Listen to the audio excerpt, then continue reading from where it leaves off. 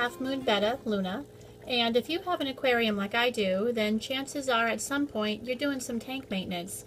So I thought I'd give you a look today inside my tank maintenancing kit and show you what I use to keep my stuff up to snuff. So here's my kit. It's just a Stanley toolbox I think I got from Walmart. It wasn't very expensive, but it does have these two compartments on the top, has a tray inside, and then the bottom is a large open compartment. I'm going to show you what I have in the trays here. So this first tray, I just have some of these syringes, and I actually use these for dosing my aquariums with the various chemicals I put in there. So I have them in 5 milliliter, and then I have some in 3 milliliter, and I used to have an even smaller one, but I don't know where it is. In the next compartment, I have some of these glass vials. You use these when you're testing your water, and if I have strips and all the material, I can do it myself, or I can just fill these up and take them to my local fish store and they'll test the water for me. And I'm pretty lucky because they'll do it for free where I go. In here I have this little bottle cap that I keep if I want to soak something, like if I'm going to give some freeze-dried bloodworms to my Betta, I will put them in here and sort of soak them first, so that way they don't expand in the stomach of my fish, and I can monitor how much they're eating a little bit better that way. And I have some wafers, algae wafers for the snails, things like that. And then I'll go ahead and show you the inside here.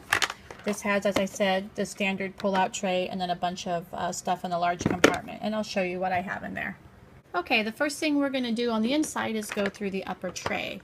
I'm going to try to go a little bit faster if I can. I don't want anybody to feel like they should have had a potty break and gotten popcorn before they sit down. So the first things we have here are the Prime and the Quick Start. Prime is made by Seachem and the Quick Start is made by API. And then I also have my API Stress Coat. Now, the Stress Coat and the Prime are your water conditioners. You're going to use these to make your tap water safe. It is going to remove the chlorine, the chloramine, the ammonia, detoxify any nitrites or nitrates that are present. And they also help provide slime coats for your fish, which, help keep them a little bit healthier. The Stress Coat does use aloe vera as their Stress Coat producer, so whatever you feel on that is pretty much whichever. I've had great luck with both. The main difference for me between the two is the dosing. I do like to label all of my chemical bottles dosed down to a gallon. It's easier for me to calculate from a gallon. If it's a like a 3-gallon Betta tank, then it's going to be 6 drops. If it's 5.5 or 10, I can just calculate really easily from there. So this one is 2 drops a gallon. Oh, my cat's pushing on the camera. Go that way, sir. So two drops per gallon versus the Stress Coat, which is 1/2 milliliter per gallon. So you're going to use a lot more of this product than this product. And in the long run, this ends up being cheaper. And they're both excellent products. So that's kind of how I start. This is Quick Start. Now, the Quick Start says that it allows instant addition of fish. It starts the aquarium cycle. Now, I will buy that it helps start the aquarium cycle. How quickly it helps to start it or how much time it takes off the cycling process, I think is up for debate. But I personally do not buy into the fact that it allows for instant addition of fish. I like to cycle my tanks regardless. Although I've had many people that I've heard of and seen that can put Betta right into conditioned tap water and they don't seem to feel they have a problem. So you take it how you want. I do use a little Quick Start when I am cleaning out a tank or if I'm adding fish, just because I don't think it hurts. So I have that. The next thing that I do after I condition my water is that I like to add some bacteria to my tank. Now, if your tank's properly cycled, of course, you already have good bacteria built up on your filter, but you are removing some bacteria from the tank with the water. So what I do is I like to add a little Stress Zyme Plus, or I add Stability, depending. I don't mix the two products, so it's whatever I happen to be using, and I currently just happen to have both. And what this does is these contain live bacteria, and they help to consume sludge, and it helps to reduce aquarium maintenance, so it says.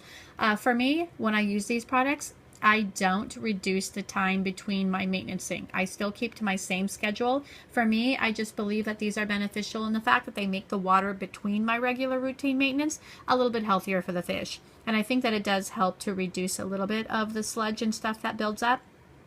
And I think that it also helps your biofilter to remain a little bit healthier as well. And they also claim that they help with the new tank syndrome as well. So basically, this is what I use every time that I would be changing out water. I'd use a water conditioner, and then I would add some bacteria. Like I said, I wouldn't add all of this, obviously. You just pick and choose as if you were, you know, choosing for that moment what you were going to do. Maybe you were going to do, you know, these two. So outside of that, the next thing that I have in here is I have a little bottle of Aquarisol, and it's just a little bit of medication. It's a mild protozoan for, well, a mild protozoan and ick preventative for sensitive species. My guppies were a sensitive species, and I kind of think Betta can be too.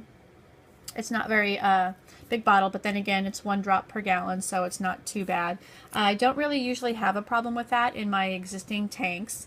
I like to use this product when I'm adding brand new fish to the quarantine tank. I never add new fish directly to their home. I always quarantine them for 14 days.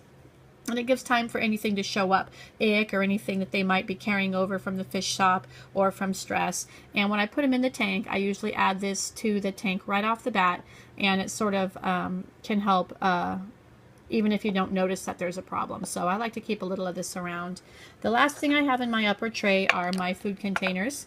And I'm missing 2 of them, but I'll tell you about them. So the first one would be the black one, and this holds my Betta pellets. It's my main staple of food for them.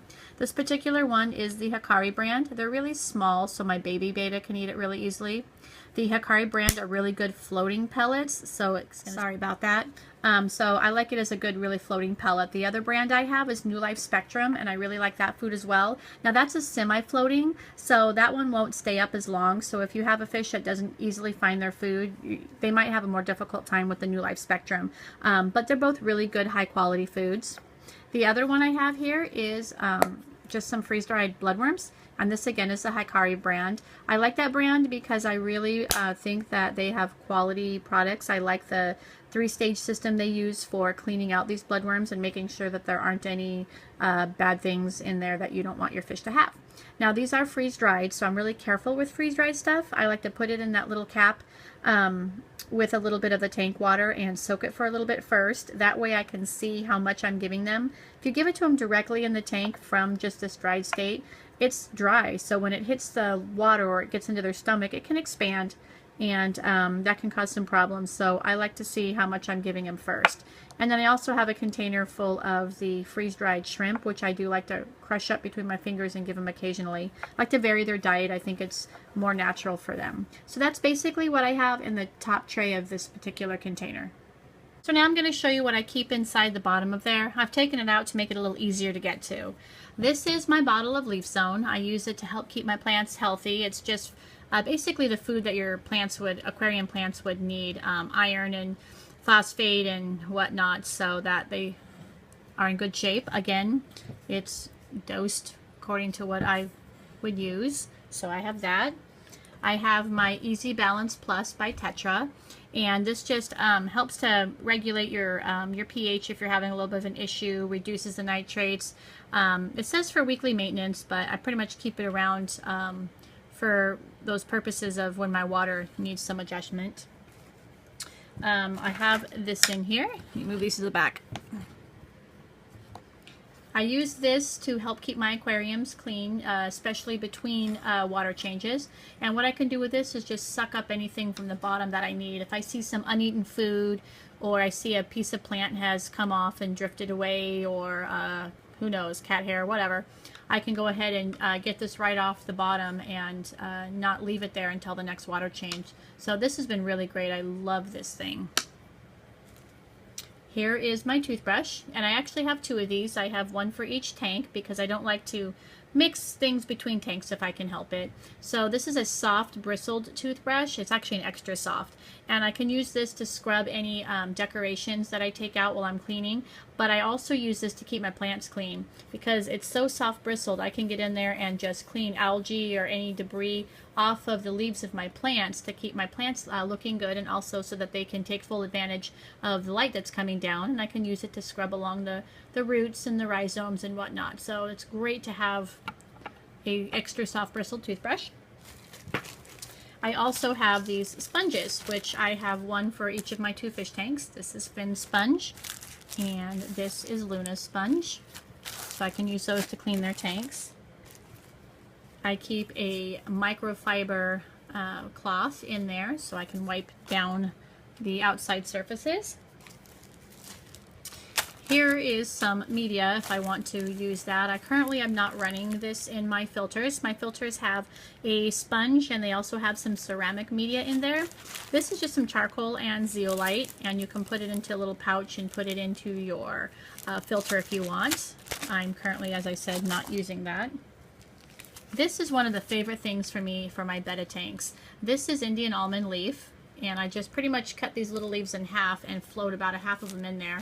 It promotes good health, and it helps to keep them from getting sick by just giving them just some extra whatever it is that they need. Kind of stimulates their environment a little bit more as well. It will stain your water, so you'll have this slightly tannish color to your water, but I've been using these on my Betta forever, and I've always had pretty good luck with that. I had a Betta that just recently passed away, maybe about 6-7 months ago, and that fish I had for 6 years, and who knows how old he was when I got him. So I figure he was anywhere from 6 months to a year old when I got him, so he's probably a 7-year-old fish, and he'd had this in his tank his whole time. My 5-year-old and 4-year-old fish that I used to have also had these, so I really am an advocate of running that in your tank. Here is just some extra line and an air hose in case I should happen to need it. Have that in there. I do keep a net, which I've actually never used. I don't like to net my fish. I prefer to scoop them up in a cup. But if I had to, this one is gentle for delicate fins. So I specifically looked for that, and I keep it just in case I should ever need it. My favorite tool in there, besides my little baster thing here, are these little tongs. These ones in particular are made by Fluval, but any aquarium tong will do. I use these to get into my tank and move things around and grab things and pick things up and take things out that might not need to be in there. I don't like to put my hands in my tank if I can help it. I think that you're running the risk of introducing something to your tank that your tank doesn't need, but you're also running the risk of introducing some bacteria to yourself that you don't need. If you've got a paper cut or an opened wound of some kind, you don't want to be getting that bacteria into your body. So this kind of eliminates that. And you never want to use soap in your tank, so if you do use your hands and you wash your hands with soap and water or anything, you want to rinse, rinse, rinse, rinse, rinse, and when you think you've rinsed it well enough, rinse it one more time, because you don't want to introduce any soap or anything into your tank. I also have these scissors that I use for my plants, so if there's something I need to remove, I can just get in there and just snip it right off of my plants. Use my tongs to pick it up and take the piece out without ever having to get into the tank with my hands or pull anything out. And then last but not least, I just have a little bit of fishing line so that I can tie things down if I want to tie a plant down to a rock or, you know, whatever.